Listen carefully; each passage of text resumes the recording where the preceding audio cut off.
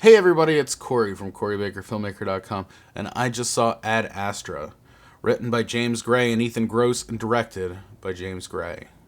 So I caught this flick at the AMC Burbank 8, not the 16. The 8 was pretty much the only place to go see Ad Astra before I left theaters. I had wanted to see it because I heard so much about Brad Pitt's performance and thought that it might be an Oscar contender, at least in that regard. So set out. The 8 is interesting because it's a movie theater inside of a mall, so it sort of feels very 90ish. Like it feels like a little bit of a time capsule going back to that theater, but it's very nice. The seats are very comfortable. The sound in the theater was a little lacking. I think one of the speakers is going down. So on some of the low ends, you could hear it like vibrating a lot, which isn't great. But perfectly great place to see a movie, especially if it's one that's leaving town. So basically, the plot of Ad Astra, there are some surges which are having like electrical surges which are happening on Earth and causing a lot of trouble. So Brad Pitt is sent up to basically clean up the mess of a operation that his father, a famous astronaut, was involved in, which they think might be causing some of these surges. And in the process, Brad Pitt has to deal with all the emotional problems with having sort of an absentee father, especially one who is so heralded in the same profession as he is. So I'll say this up front. I didn't much care for this movie, but I don't think it's anyone's fault. And I'll, for one, put up front, I really don't care about space. It really doesn't fascinate me. It doesn't. I'm not the type of person who watches a space movie and goes like, "Oh man, I wish I could be in space." I don't want to go to space. I don't care. It's just the same as like if somebody was just like, "Hey, you want to go cruise across the ocean?" No, I don't want to. I don't want to be stuck on a boat for 2 weeks trying to cross the Atlantic Ocean. Like it just doesn't. It's not fascinating to me. I'd rather just fly there and be done with it. And because of that, I don't imagine that my review should be taken as seriously for people who really like space and really want to go to space. So that up front. I feel like this movie is sort of a perfect example of like best intentions don't necessarily mean you have a good movie. They have all the proper people in place. Gray as a director is great. Hoyt van Hoytema as the cinematographer is one of the best we have in the game. Brad Pitt, one of our greatest actors. All of these things line up nicely. I don't think the script was very good. I feel like it was lacking. I feel like they were trying to paint Brad Pitt so much as an isolationist that they decided to do all the voiceover to make it all very much in his head. But I feel like the best way to show somebody sort of being an isolationist is showing how upset they are about having to be around people. So I feel like this movie could have been benefited by having somebody else with Brad Pitt doing this mission. I mean, originally it was Donald Sutherland's character, but he doesn't last very long. And I mean, it's not like the script is bad either, because everyone signed on to this thing based off of the script and stuff like that. I'm just saying that it just, for whatever reason, things didn't work, and you can tell that there's incredible effort put into the picture of the film. There's incredible effort put into the production design and making it all look the way that it's supposed to as a piece showing what it's like to be in space. I think they did a great job. It feels very good. Like I imagine if you were watching this thing without the sound and you were just sort of taking in the visuals, then you would be happy with how this movie went. And that's not against the sound, because the sound department did a great job in this flick too. Everything was there, it just didn't land. And you don't know if something is going to land until after you've already made the movie. Like, that's because anybody who watches like a first cut of something will say like, oh god, I just threw my entire career on this. You have to have this trust in yourself that, like, it's going to get better, that you're going to be able to massage it well enough so that by the time the whole thing is finished, people will enjoy it. And people who, filmmakers who go into making a movie don't necessarily think about like, you have to be so secure in your vision and just know that it's going to take a lot of different shapes until it gets to its final form. And the trust is what allows everyone to do the incredible work that they do. But it doesn't matter if you have the trust in something that just doesn't work. I guess let me start with Brad Pitt. I think that he does a very good job of playing a character that should be a little bit different. Like, it just, like, all the things that are set up for him as, like, character points, like his heart rate or his blood pressure number goes above 80.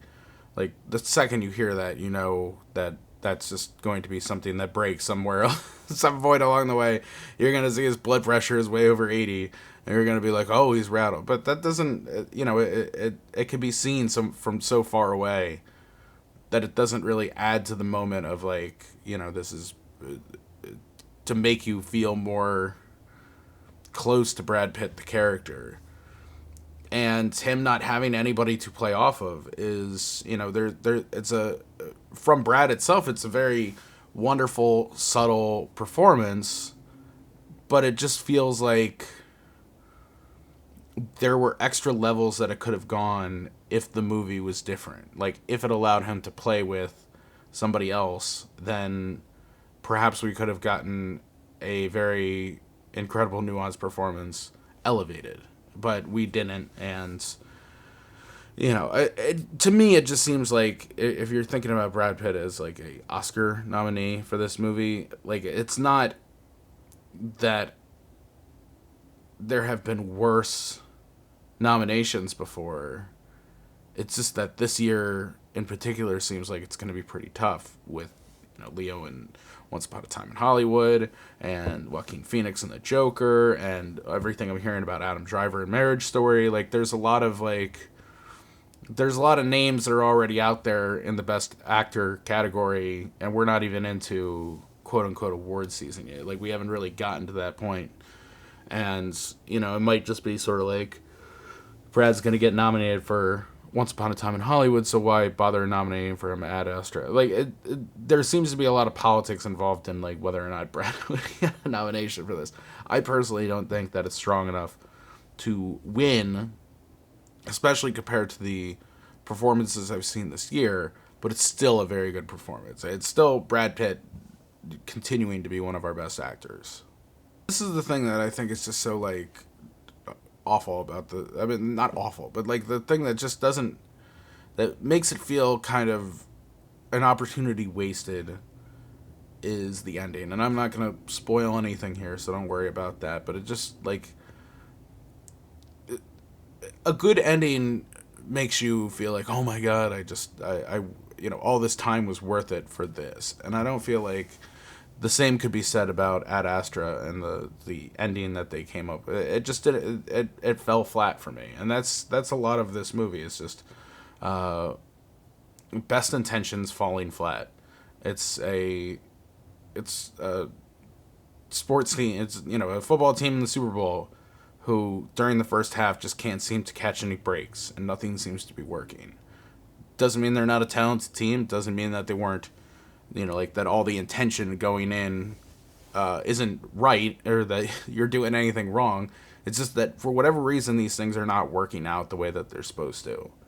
And that is not your fault per se, but that's the circumstance by which we got here. And that alone is the sort of, like, analogy that I feel like I can pin down to, like, what's going on. I mean, this is clearly a movie that if a couple things had broken differently, and granted, one of them I think is the script, which is the number one problem here. If the script was better, then the whole movie could have gone a completely different way, given the same parameters and the same people and stuff like that, and all of that working together.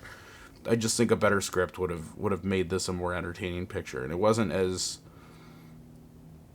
when I talked about Joker, talking about sort of like these '70s psychological character study pieces. This film seems to want to have the same sort of feeling about the characters, but it just does not land, and that is an incredibly difficult thing to just create. Like it's not something that can just that lands in your lap. It takes a lot of work, and there was a lot of work put into this, but it just did not work out. One last thought. I mean, so there was a lot in this movie about like, well, not a lot, but I mean, like when they landed on the moon, there was this thing about like the space station and sort of like the moon being a tourist destination, and they fly up in a Virgin Galactic flight, and when they get there, there's Applebee's and Subways and the moon airport, if you will. Like it's all feels very. It feels like they were trying to make some sort of statement about this near future and what it's going to be like when we go to the moon and stuff like that, and I'm sure it's true.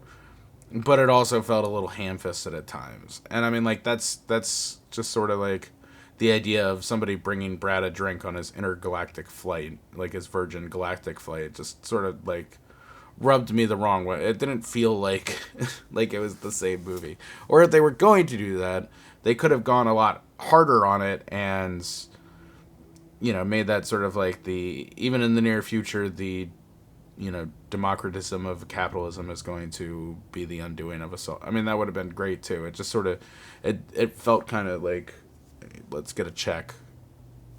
Less of like, let's try and add to the story here. And it's one of the few like noticeable misses, for me at least, that I think I saw during the course of the movie.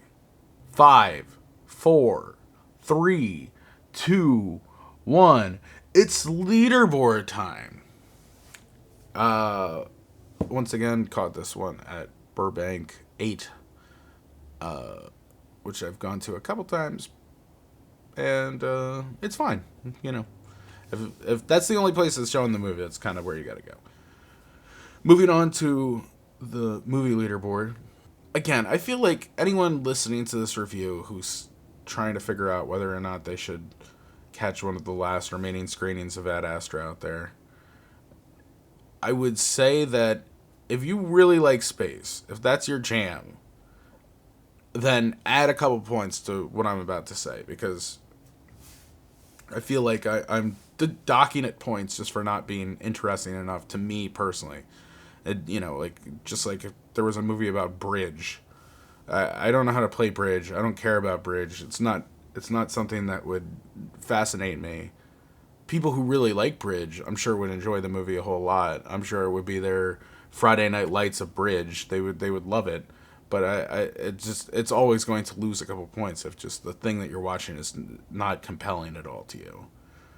So, that being said, I would give Ad Astra a 6.4. I mean, I would say sure, see it at some point if it's on Prime or Disney Plus, probably at this point, because it was a Fox property that was bought by Disney. Sure, why not? Like it's again, if you really love space, I'm sure that you can make an argument that this movie is like an 8.4 because it takes you into the wonder and the amazement of space, and it just feels a little wasted to me. It just doesn't feel like it all connects. It feels like the script is out there. I don't agree with doing voiceover pretty much the entire movie. I don't agree with taking a incredible DP like Hoyt van Hoytma and making him shoot something that's so CGI And I mean, there's only that's your only choice because it's space and we can't shoot in space yet. So, I get it. I just it's it doesn't hit for me. That's it's the only way to say it. It just didn't have the breaks.